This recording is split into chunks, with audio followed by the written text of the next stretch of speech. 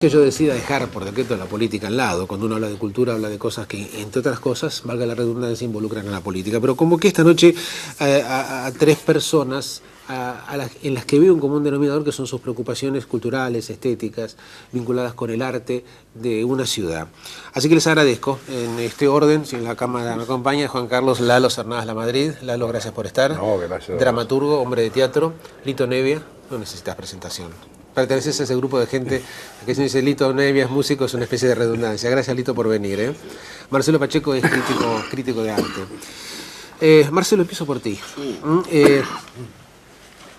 ¿Qué gravitación pueden tener en las expresiones culturales de una ciudad estos cambios institucionales? ¿Hasta qué punto son autónomas de una u otra manera la vida de la cultura, en el caso de tus intereses, la vida de las artes plásticas, de las artes visuales, como se la llama ahora, con el desarrollo institucional?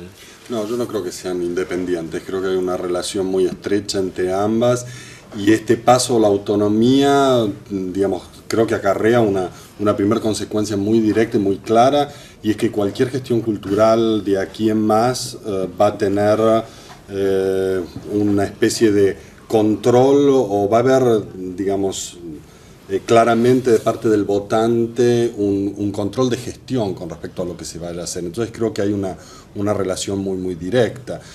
Lo que obviamente le pone a la dirigencia política en la necesidad de cuidar muchísimo más el programa cultural que se vaya a desarrollar de aquí en más, porque el día de mañana va a existir la nueva votación que va de alguna manera a marcar, bueno, si eso funcionó o no funcionó, etcétera, etcétera. Hay una rendición de cuentas que antes no existía. Claro que en cuanto a artes visuales, los porteños somos unos privilegiados, porque acá está el Museo de Bellas Artes, acá hay una serie de instituciones que no están en Córdoba o en Rosario, y que son de la nación, no son del municipio, y de las que nos beneficiamos nosotros. Totalmente. Bueno, eso también va a plantear un problema que hay que resolver con inteligencia, que es justamente cómo se va a equilibrar la relación entre las instituciones municipales con instituciones nacionales tan potentes como, por ejemplo, el caso del Museo Nacional de Bellas Artes o las salas nacionales de exposición, etcétera. Entonces ahí también hay un desafío. Entonces, ¿qué es lo que va a pasar con los museos municipales, como el Museo de Arte Moderno o el Museo Eduardo Sívori, en relación a políticas nacionales que corresponden a otra esfera, como es la de la Secretaría de Cultura de la Nación? ¿En dónde crees, Lito, que habría que poner un poco más el acento en materia de necesidades culturales? Ya no solamente hablo de la música, que es tu pasión y tu tarea cotidiana, sino como hombre que tiene una visión bastante más general. Mira, yo entiendo de que primero que hay un descerebro cultural universal. En lo que toca acá como sucursal, que somos nosotros de lugares más grandes y cosas que se copian, el descerebro nuestro incluye o comienza liquidando un montón de cosas que tienen que ver con nuestra idiosincrasia. Entonces, de pronto, la tarea de un artista, alguien que hace una cosa original de acá, empieza a parecerse a un científico. Es decir, algo que su trabajo era de fluir natural y que debería ser natural, que la gente lo consuma, lo conozca y lo sepa, pasa a ser como una cosa extraña, ¿no es cierto? Esto es lo que a mí me preocupa, en realidad, no solamente con la música, que es mi tarea, ¿no es cierto?, lo que yo más conozco, pero lo veo en todo. Y me doy cuenta cuando miro la cantidad de oferta televisiva que tenemos hoy en día, en donde en realidad yo tengo en mi casa 80 canales y muchísimas noches no hay ninguna música que me guste en ninguno de los 80. Esto es una cosa increíble, porque por distintas razones, por esnovismo, por sordera, por comercialismo, por una cantidad de cosas, todo el mundo cree que tiene que poner un tipo de música que siempre son las 10 canciones que se conocen en el mundo durante un mes, ¿no? Y que por lo general son canciones muy aburridas, muy superficiales, que al siguiente mes se olvidan y aparecen otras 10 en reemplazo. Entonces, esta maquinaria que siempre existió con el negocio del arte, pero que hoy en día ya es algo así como una especie de orden que tenés a la mañana, si es que mirás el televisor, y ni que hablar si sos de la nueva generación, que no tenés memoria, no tenés culpa y no sabés cómo sucedió la música, y no sabés que la música, la que estás escuchando, es el 0,003 de lo que es la música en el universo. Estás jodido, ¿viste? Estás muy jodido.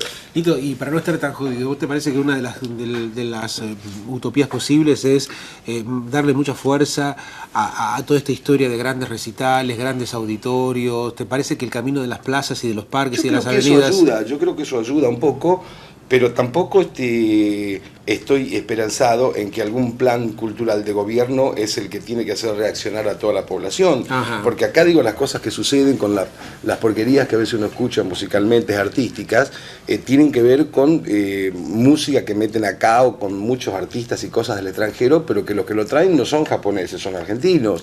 Y no es culpa del gobierno. El gobierno tiene una responsabilidad en las áreas culturales, pero digamos que tiene un tanto por ciento. El resto es una responsabilidad, lo que nos corresponde a cada uno de nosotros, ¿no es cierto? De qué queremos para nosotros, ¿no? Lalo, y por tu experiencia, por tu propia formación ideológica, por lo que siempre has pensado toda tu vida, ¿a vos te parece, un poco en coincidencia con lo que decía Lito, que realmente es relativo lo que un Estado municipal puede hacer en materia de cultura, que en definitiva las cosas que nos pasan fuera del Estado? Mira, yo creo que la relación, digamos, de sociedad y Estado, en ese sentido que estábamos hablando de frente a la cultura, es de bisagra, ¿no es cierto? Es decir, el Estado, para mí, en este caso, digamos, la nueva constitución, ¿no es cierto?, de los porteños, que por un lado pienso que es muy importante porque hay una dimensión que para mí por ahí se abre, no quiero decir con esto, ¿no es cierto?, de que lo logremos, pero como que es un paso para mí, ¿no es cierto?, que se puede ir hacia un federalismo real, porque vos decías, ¿no es cierto?, Buenos Aires siempre nunca pudo ser, digamos, municipalidad, nunca se dio por diversos hechos históricos, también porque se creyó siempre la cabeza del país, digamos, como que le bastaba tener al presidente acá, digamos, para conformar, ¿no es cierto?, una suerte algo de eso hay. O sea, vos decís que no somos tan víctimas ni tan pobrecitos. Exacto, ¿no? Y quizá esto nos nivele un poco más con las provincias y con... ¿Sabés que tenés razón? ¿no? Es como un desdén, ¿no? ¿Para qué necesitamos un...? Si lo tenemos al presidente, nosotros somos la nación, ¿no es cierto? Y los demás, las provincias agregan como una especie de cola de furgón, ¿no? Pero volvemos al volviendo rol a del esto, Estado como lo que yo creo responsable. que el Estado, en primer lugar, es responsable, y todo Estado, ¿no es cierto?, es responsable de lo que es el patrimonio cultural como acervo cultural, ¿no es cierto? Es decir, es el responsable de custodiar esto, que finalmente la cultura es el producto, ¿no es cierto?, de la vivencia de un pueblo acumulada, y debe resguardar esto como una integridad de identidad. Esto es un tema. El otro tema que debe ser un buen administrador, ¿no es cierto?, y contar con medios para que la cultura pueda expresarse. Y esto significa no solo los teatros oficiales o los 2 o 3 museos, sino que sea una cosa realmente abierta y que fomente, es decir, vos y yo hemos compartido en algún momento una gestión municipal y sabemos que... ¿Lito también? Y Lito también. Y sabemos, porque lo hemos vivido en las mínimas reuniones que teníamos, esporádicas reuniones que teníamos. Las limitaciones interminables. Sabemos, ¿no es cierto?, que los organismos descentralizados, llámese Colón, llámese San Martín, hablo de teatros, ¿no es cierto?, llámese Centro Hoy Cultural Recoleta, etcétera, etcétera, cuentan, ¿no es cierto?, con un cierto desahogo económico para operar, mientras que sabemos que las bibliotecas nosotros le teníamos que dar del Teatro Alvear la bandina, porque no tenían la bandina para poder lavar los pisos de una biblioteca. Es decir, yo creo que primero esto, digamos, tiene como que darse realmente la importancia de mantener lo que está, de mantenerlo, digamos, en situaciones dignas, ¿no? Como ahora, por ejemplo, la Escuela de Arte Dramático Municipal, que es terrible, que es lamentable, profesores que no cobran desde hace 3 años, en fin, un edificio que se viene abajo, que se está cayendo. Lo digo porque además tengo una hija ahí, o sea que lo sé, digamos, por hija, porque está estudiando, ¿no es cierto? Entonces yo creo que eso es una cosa, es decir, el Estado debe preservar la cultura como identidad de un pueblo. Por el otro lado, debe administrar bien. Y debe no solo ir a los oropeles que de golpe presta la cultura, ¿no es cierto?, tener muy bien el Colón y una biblioteca sin falta, barrial sin falta de la bandina, no, es una aberración. Pero déjame terminar el concepto. No, por favor. Pero lo fundamental es que la sociedad, a su vez, ¿no es cierto?, debe crear la cultura, no el Estado. Porque donde el Estado empieza a crear cultura o dirigismo cultural, caemos siempre en actitudes totalitarias, sea del signo que sea, del partido que sea, etc. Es decir, yo creo que hay que fomentar En el pueblo, en la sociedad, hay que fomentar la cultura, la expresión de la cultura y darle la posibilidad de que eso se vehiculice. No que el Estado diga esto es cultura y esto no es cultura. ¿Te parece, Marcelo, que por ejemplo una estrategia como abrir las puertas del museo, no cobrar más entrada, que ha rendido efectivamente muchos resultados, ¿no? Sí, ¿Alcanza? Yo creo que no. No, yo creo que son medidas efectistas que en realidad no tienen que ver con lo que significa el planteo real de un proyecto cultural.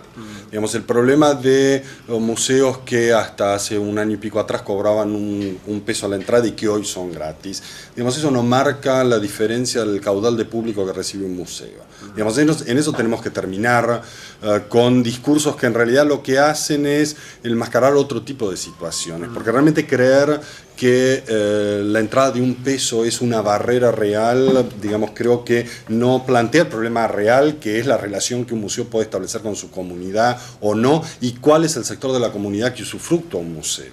Digamos que ese es otro tema, y que no pasa realmente por el problema de la entrada, sino que creo que tiene que ver con cuál es el proyecto que se lleva adelante y de qué manera se establece el vínculo entre una institución como un museo y la comunidad. Y que además en muchos casos tiene que ver también con el problema de que en general se trabaja con proyectos que tienen que ver con gestiones limitadas en el tiempo. Digamos, es también raro encontrar esto que parece ser tan difícil, no solo en una ciudad como Buenos Aires, sino en general en un país como la Argentina, un proyecto donde el problema cultural tenga que ver realmente con el desarrollo de una comunidad y no tenga que ver con el problema de un partido. Exacto. Donde evidentemente pueden gobernar durante 4 años y son reelectos durante 8, pero ese tipo de limitaciones a lo que va a ser el proyecto a llevar adelante nos está frenando constantemente. Esto hoy no es así. Hoy sabemos que el que dirige un museo deja de dirigirlo cuando cambia el partido de gobierno, ¿no?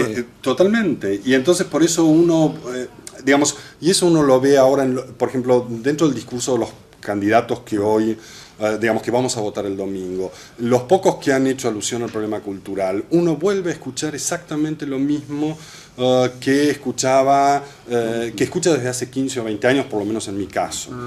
Lo cual también para mí es significativo, porque es esta cosa, parece que entonces finalmente nunca se ha hecho nada. ¿Qué es lo que pasa? Cuando además la mayoría de esos candidatos ya han tenido la oportunidad de administrar en algún momento la ciudad de Buenos Aires. No estos candidatos directos, pero sí sus partidos. Entonces, ¿qué es lo que pasa? Es esta idea permanente de que siempre todo es un punto cero y que parte tiene que ver con este planteo de la gestión por un lapso de 4 años mientras el partido dure, mientras dure el secretario de Cultura. Claro, parece que sería, y esto no es que quiera hacer una puntualización en el Teatro Colón, ¿no? Pero parece que, por ejemplo, ante el tema del Colón, habría una imposibilidad que de la Rúa dijera, bueno, si el Colón ha andado bien relativamente, ¿por qué lo tengo que cambiar? Aún contando con la mayoría que cuenta de la Rúa, suponente en materia de intención de voto, ¿no? Yo no es que quiera defenderlo a Renan en particular, pero digo, una señal de madurez sería decir, bueno, esto anda bien, no anda bien porque sea justicialista o sea radical, creo que es la última cosa del mundo que uno diría, ¿no es cierto? Exactamente. Bueno, vamos a hacer una muy pequeña pausa, ¿no es cierto? Es la pequeña pausa y vamos a retomar la conversación porque, bueno, creo que acá aparecen puntas verdaderamente interesantes, ¿no? Más allá de todo el ruido político electoral, ¿cómo vamos a usar la ciudad? ¿Cómo vamos a ser felices en ella? Y una manera de ser felices es precisamente, bueno, haciendo cultura. Ya volvemos.